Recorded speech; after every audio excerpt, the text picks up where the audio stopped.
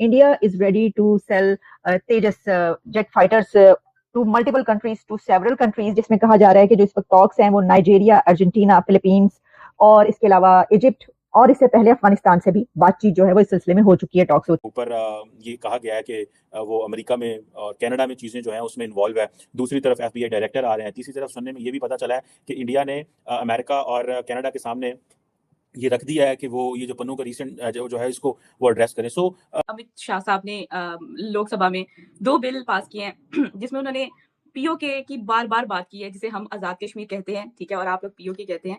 और 2 bill pass करने के बाद आपको जम्मू कश्मीर में 24 सीट्स दी और जबकि पाकिस्तानी कश्मीर के हवाले से बहुत सारी स्टेटमेंट्स पास की। तो ये बात आ रही थी कि जनाब अब ये इतने सालों के अंदर जो इंडिया है वो उसकी इकोनॉमी थर्ड लार्जेस्ट इकोनॉमी बनने लगी है।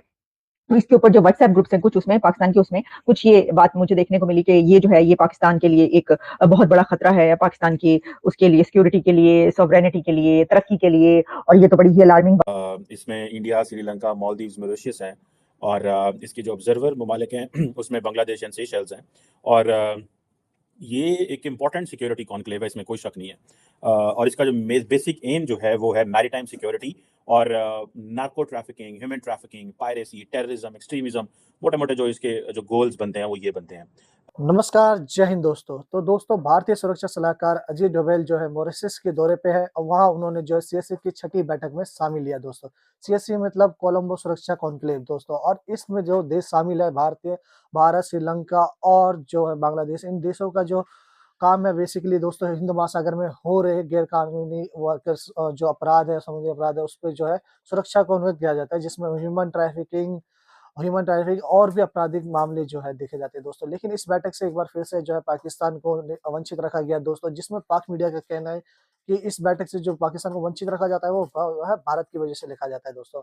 वहीं अगर हम बात करें भारतीय विमान तेजस की, तो तेजस की जो खरीदने की है दोस्तों 3 और देशों ने रुचि दिखाई है दोस्तों, जिसमें फिलीपींस और मिस्र भी शामिल है दोस्तों अर्जेंटीना के साथ। आपको बता दें दोस्तों कि तेजस जो है इंडिया का बनाया हुआ खुद का विमान है दोस्तों। आज से पहले जो है कभी इंडिया भी जो है दूसरे देशों पर निर्भर हुआ करता था, लेकिन सुरक्षा के मामलों में जो है निर्यात के में जो आंकड़े हैं उसमें जो भारत अपना नाम जो है शामिल कर रहा है दोस्तों, क्योंकि तेजस की जो डिमांड है वो बढ़ती जा रही है दोस्तों। साथ साथ बता दें जो अमित शाह का बयान था पीओके को लेकर के, उस पे जो है पाकिस्तानी सरकार काफी ज्यादा बौखला गई है। पाकिस्तानी विदेश मंत्रालय ने जो है नोटिस जारी किया है और अमित शाह के इस बयान को लेकर के जो बेतुका बयान बताया और कहा है कि इतिहास बदला नहीं जा सकता।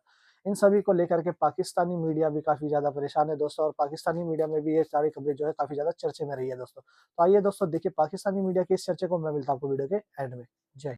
ये बात आ रही थी कि जनाब अब ये इतने सालों के अंदर जो इंडिया है वो उसकी इकोनॉमी थर्ड लार्जेस्ट इकोनॉमी बनने लगी है। तो इसके ऊपर जो व्हाट्सएप ग्रुप्स हैं कुछ उसमें पाकिस्तान के उसमें कुछ ये बात मुझे देखने को मिली कि ये जो है ये पाकिस्तान के लिए एक बहुत बड़ा खतरा है, पाकिस्तान की उसके लिए सिक्योरिटी के लिए, सॉवरेनिटी के लिए, तरक्की के लिए, और ये तो बड़ी ही अलार्मिंग बात है। बड़ी हैरानी की बात है वैसे इसमें कि कोई कंट्री अगर तरक्की कर रहा है तो उसमें आपके लिए खतरा क्यों है? आपके लिए तो हाँ ये होना चाहिए कि भाई कितने शर्मिंदगी की बात है, देखो वो कहाँ पर पहुंच गए, वो थर्ड लार्जेस्ट इकोनॉमी बनने लगे हैं और हम देखो कहाँ पर खड़े हैं, हम नीचे से जो है वो शायद थर्ड लार्जेस्ट या कौन सी बन चुके हैं।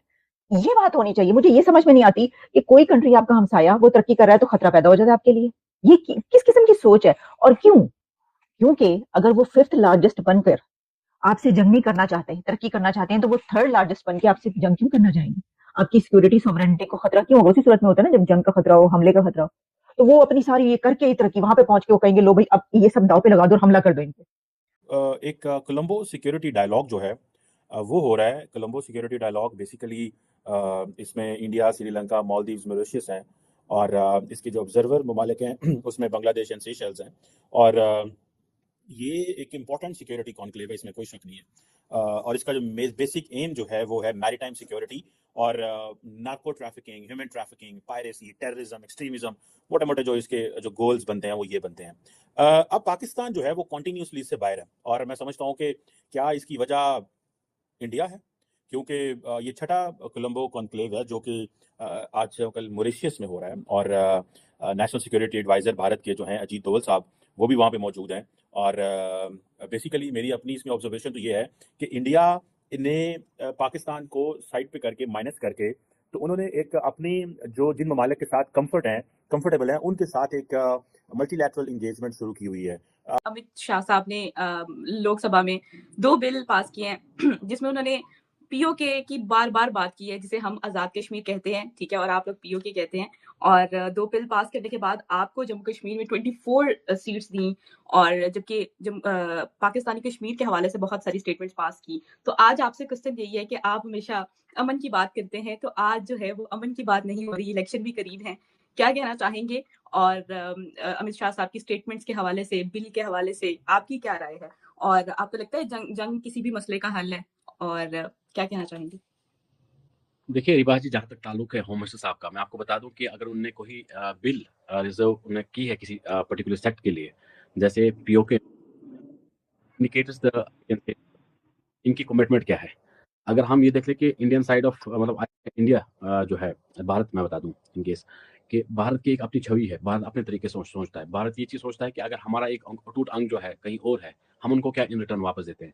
तो दैट मीन्स कहीं ना कहीं एक चीज़ है, हम चाहते हैं कि नहीं, जो हमारा जो सुप्रीम होता है पार्लियामेंट, उनको उसमें स्पेस देना।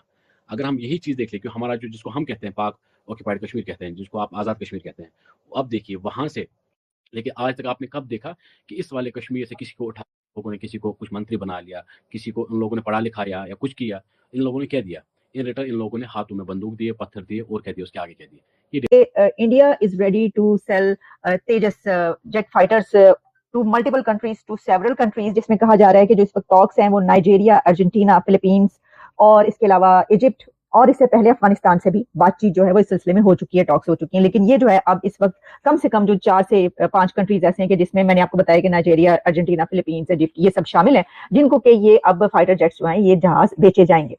अच्छा, अब ये टॉक्स तो ठीक है हो रही हैं, जब फाइनलाइज हो जाएगा सब कुछ वो भी हम आपके सामने रखेंगे, लेकिन इससे पता ये चलता है कि वो अपना जो मेक इन इंडिया और मेड इन इंडिया है उस पर कितनी तवज्जो देते हैं। और खासतौर पर आप ये देखिए कि भाई देखें वो उन्होंने उनकी फ्लाइट है वो तो ठीक है वो की, जिसमें उनकी बड़ी तारीफें भी हुई और कहा गया कि ये तो टॉम क्रूज बन गए और ये तो एक top gun type scene create हो गया। और क्या बात है जी, 75 ईयर्स में जो है नरेंद्र मोदी साहब तेजस में जो है वो उड़ रहे हैं और तेजस उड़ा रहे हैं। लेकिन सिर्फ यही नहीं, वो उसको बेच के भी दिखाएंगे।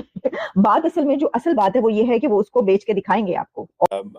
एक तरफ जो है वो जारी बात है इंडिया के ऊपर ये कहा गया है कि वो अमेरिका में और कनाडा में चीज़ें जो हैं उसमें इन्वॉल्व है। दूसरी तरफ एफबीआई डायरेक्टर आ रहे हैं। तीसरी तरफ सुनने में ये भी पता चला है कि इंडिया ने अमेरिका और कनाडा के सामने ये रख दिया है कि वो ये जो पन्नू का रीसेंट जो है इसको वो एड्रेस करें। सो जो क्वेश्चन आता है कि जो इंडियन अथॉरिटीज़ हैं वो उसकी एक्सट्रीमिज्म और टेररिज्म की डेफिनेशन क्या लेके आते हैं एजेंडा के ऊपर, ये एक इंपॉर्टेंट डेवलपमेंट है। और इस डेवलपमेंट में वो दुनिया को ये बताएंगे कि भाई हम भी दहशतगर्दी को डील कर रहे हैं। सो मुझे लगता है कि ज़्यादातर ये जो ट्रेडिशनल सिक्योरिटी के मसले हैं वो तो डिस्कस होंगे ही होंगे, लेकिन नॉन ट्रेडिशनल सिक्योरिटी को ज़्यादा डिस्कस किया जा रहा है। और जैसे ये मैंने आपको ह्यूमैनिटेरियन असिस्टेंस की बात बताई है, ठीक है जी, इंडिया को समझता है कि वो इंडिया की बड़ी कोस्ट लाइन है, स्ट्रेटेजिकली इंपॉर्टेंट आइलैंड्स हैं इर्द गिर्द, ठीक है जी, और वो ये समझते हैं कि हमें ये जो अपनी जो एक्सटेंसिव कोस्ट लाइन है इसका फायदा कैसे उठाना है। तो दोस्तों जैसे कि आपने इस वीडियो में देखा कि किस तरह से पाकिस्तानी मीडिया भी शौक है, क्योंकि सुरक्षा के क्षेत्र में जो आत्मनिर्भरता में जो देश है उसमें जो सूची में आ रही है, वो भारत का भी नाम धीरे धीरे बढ़ता जा रहा है दोस्तों। क्योंकि तेजस की डिमांड जो है अब 4 के देशों में होगी। पहले जो थी खाली अर्जेंटीना ने तेजस की डिमांड की थी, लेकिन अब जो है फिलीपींस, मिस्र और नाइजीरिया जो है की सरकार ने भी जो है तेजस विमानों की मतलब जो डिमांड बढ़ा दी गई है। और इससे जाहिर सी बात है, अगर हम अपने देश से जो निर्यात करके किसी और देश में देते हैं तो दोस्तों हमारी इकोनॉमिक जाहिर तौर पे ज़्यादा अच्छी होगी दोस्तों। और तेजस की डिमांड, बढ़ती डिमांड को देखकर ही पाकिस्तानी मीडिया काफ़ी ज़्यादा शौक है। साथ ही साथ सीएसएस की मीटिंग में जो है पाकिस्तान को मतलब नहीं लाया गया, उसमें भी पाकिस्तानी मीडिया ने जो इंडिया को ब्लेम करा है। कहीं न कहीं इंडिया जो है इस मीटिंग में जितने भी देश 5 देश हैं, उसमें सबसे ज़्यादा जो है पावरफुल है इंडिया ही माना जाता है दोस्तों। और हिंद महासागर में हो रही गैर कानूनी जो चीज़ें होती है, ह्यूमन ट्रैफिकिंग, अपराध जो होते हैं, इन सबको लेकर के ही सुरक्षा का बैठक किया जाता है, गठन किया गया है। जिसमें पहले 3 देश थे, लेकिन 5 और 2 देश और शामिल हो गए हैं दोस्तों। और ये सुरक्षा काफ़ी ज़्यादा मतलब अहम मानी जाती है इस गार्ड जो है। और साथ ही साथ जो पीओके को लेकर के अमित शाह के जो बयान थे, उसपे भी पाकिस्तानी मीडिया काफ़ी ज़्यादा शॉक्ड है, क्योंकि वैसे भी देखा जाए तो पाकिस्तान ऑक्युपाइड कश्मीर को पाकिस्तानी गवर्नमेंट ने दिया ही क्या है? कुछ नहीं दिया है सिवाय हथियार के, ना कोई अच्छा एजुकेशन ना कुछ। वहीं अगर बात करें इंडिया कश्मीर की, जो हमारा कश्मीर है, आईओके इंडियन ऑक्युपाइड कश्मीर कहा जाता है दोस्तों, उसमें जो कश्मीरियों को मिला है एजुकेशन, तो आपको पता है कितना अच्छा। इससे पहले पिछले साल एक खबर भी आई थी, जो मतलब इंडियन ऑक्युपाई कश्मीर का जो बजट था वो काफ़ी ज़्यादा था, उसमें ज़्यादा फोकस दिया गया था कि एजुकेशंस को और बढ़ाया जाए और एजुकेशन के साथ-साथ आपको पता ही है एजुकेशन कितना इम्पोर्टेंट रखता है और दोस्तों यही जानती है पाकिस्तान की मीडिया कि पाकिस्तान ऑक्युपाइड कश्मीर में खास करके वो उन्हें इलेक्ट्रिसिटी भी ढंग से नहीं दिया जाता। इस पे खबर भी आई थी पिछले साल लास्ट ईयर आपको पता ही होगा दोस्तों। तो इन्हीं सब को लेकर के पाकिस्तानी मीडिया काफ़ी ज़्यादा जल गई है दोस्तों। कहीं न कहीं इंडिया का जो रुतबा है काफ़ी तेज़ी से बढ़ता जा रहा है दोस्तों और ये पाकिस्तान को पता है।